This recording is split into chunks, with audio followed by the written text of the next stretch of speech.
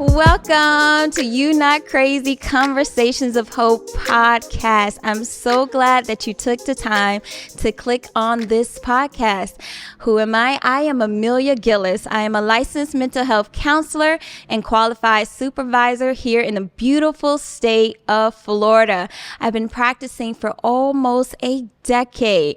And so in my time practicing, I recognize that I can do my part in having more conversations to inform my community about mental health. So I started a podcast back in 2020 during COVID time. Yes, I recognize that more conversations around mental health were popping up, and I wanted to do my part. So I started You Not Crazy Conversations of Hope on Instagram Live every Monday for a few weeks. And now I am back. Yes. So my mission with You Not Crazy Conversations of Hope is to revolutionize the way society perceives mental health by replacing stigma with more understanding. So I'm hoping that these insightful conversations are going to aim to educate our communities about the diverse factors that are influencing mental health challenges and the obstacles that we face as individuals. So ultimately, my goal is to provide hope through understanding and ultimately inspiring more positive transformations and to inspire individuals to be more intentional about their mental wellness.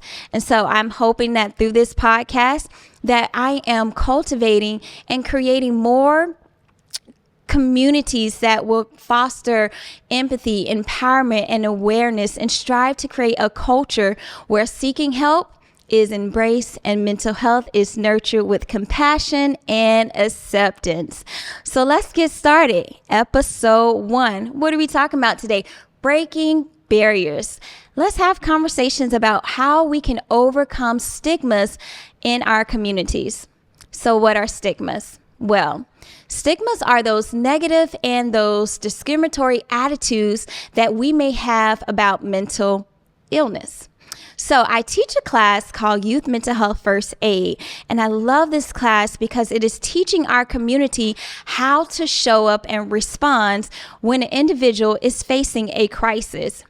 And so how does that correlate to stigmas? Well, in this class, I usually do this activity and I ask my participants to consider what is the first word or set of phrases they think about when it comes to mental health. And then I create this chart where I ask them, once you write that word or that phrase, I want you to come up and place it on a category on the chart. Is it stigmatizing, non-stigmatizing, or maybe slightly stigmatizing? And would you have it that the most words that I hear surrounding mental health is in the category of stigmatizing? Yes, people are saying they associate mental health with words such as crazy, insane, lunatic, attention seeker. I hear phrases such as snap out of it. Just pray about it. You'll be fine. Why are you still acting like this? Right? And so I'm still teaching this class. And so ultimately, it sounds like we still have some stigmas correlating with mental health. So we have some work to do as a community, because not only is stigmas within our communities, but I'm recognizing with my clients that there are self-stigmas. Yes, that means people have been affected by the community stigmas to the point that there is shame, that they're internalizing around the concept of just getting help. And we have to change that as a community because it is impacting individuals. They are suffering in silence. And so I want to be able to help individuals remove the shame, the isolation, the self-doubt that comes up as a result of wanting to seek help. All right. So what can we do as a community to start overcoming these barriers and change the way we talk about mental health? Well, first, I want to give you a strategy. We call this person first language. What is that? Well, in person first language, it is us taking the time to make sure that we put the person in front of the condition or the disability or the challenge, right? So a lot of times I hear people say, oh yeah, she's so bipolar. or she's a schizophrenic. Yeah, she an alcoholic. No. Let's change the way we use the language, even around mental health. How about perhaps we use words such as a person living with bipolar disorder, or a person who suffers from schizophrenia, or even when it comes to our homeless population, we can say a person in transition, or we can say a child who is living with autism. We really want to make sure we're not defining people by their challenge or the obstacles that they face, because people are more than the challenge, more than the obstacle. And so one way, again, that we can create a community that fosters vulnerability is allowing them to know that they are more than their obstacle, they're more than their challenge, and they're more than their condition. So I admonish you to be a change agent in your community and consider how you are talking regarding mental health. In addition, what else can we do to overcome these barriers? We can just simply have a conversation. I know in certain communities more than others, or certain cultures more than others, there are just not conversations going, because whether we've been conditioned to say, hey, let's pray about it, or hey, let's just overlook it, or they'll be fine. I will challenge you to have a conversation with your family members, with your friends. Let's start by asking, hey, what's going on with you? Are there any obstacles that you're facing that I can assist or I can help you with? That is how we begin to start having the open conversations that can reduce the stigma around mental health challenges. I feel like when we openly share our experiences and our perspectives, it humanizes mental issues. It makes us understand that, hey, we all have things that we have to fight. Whether we are aware of them or not, we all have things that we have to fight. So let's reduce the fear and the shame around the conversations of mental health. In addition, I want to give you some practical tips and more resources. All right. So another thing that you can do is recognize your own biases. If you've been a part of the problem, hey, let's take accountability and let's talk about it. Right. So if you're the one who's out here saying, oh, she's crazy, or no, that's crazy, let's not do that, I will challenge you to check your own biases, your own negative perceptions. Again, we all can do our part in being accountable with making sure that we show up for our community. We show up for our friends, our families, our co-workers. All right. In addition, I want to encourage you all to celebrate the things that you have overcome.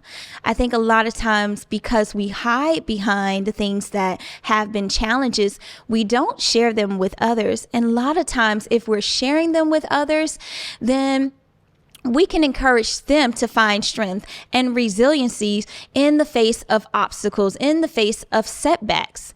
So I'm going to challenge you to share your story, right? So to celebrate your success, maybe you have been experiencing anxiety, and maybe you had a season where you went through grief, you went through loss, and you actually did go to a therapist, or you did have a mentor or a pastor that you talked to, and they gave you strategies to overcome.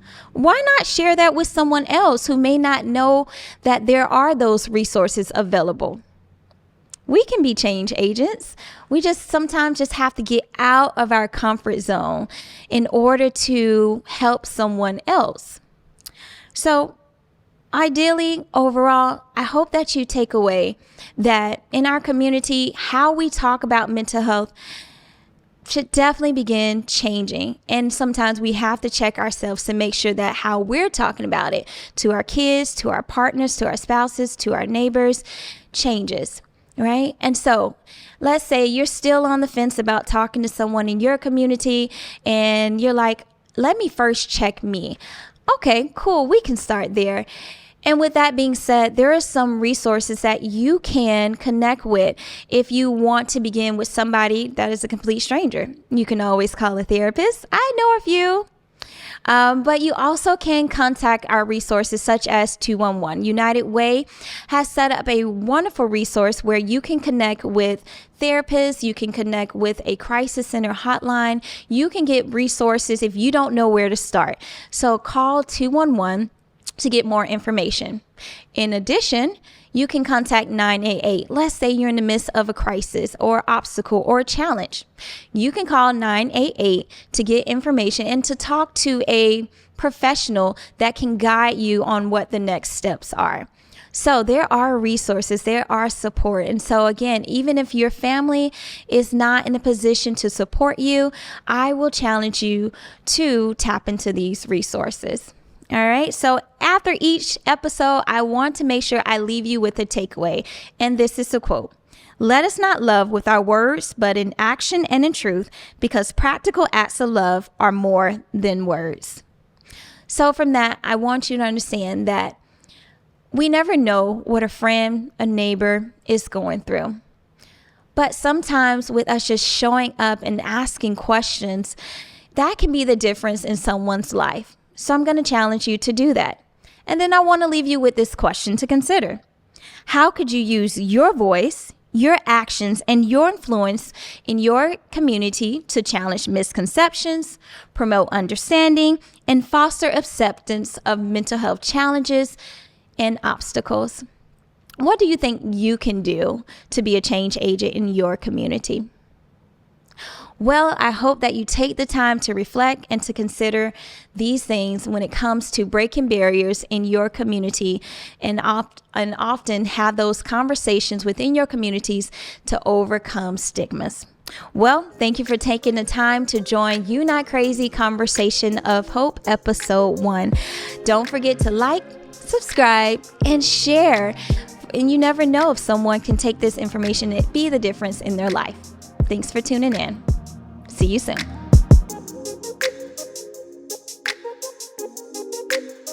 I hope you got something out of this episode. Thank you for taking the time to join You Not Crazy Conversation of Hope today. I really hope that these discussions empower you with all the knowledge and insight, offering you guidance to navigate through and overcome mental health obstacles and even stigmas. So I hope that you walk away being more intentional about overcoming stigmas and being intentional about your mental wellness. Don't forget to like, share, and follow. You never know who needs this information. We can do our part and be change agents simply by sharing information. Thank you again for tuning in. I hope to see you next time. Take care.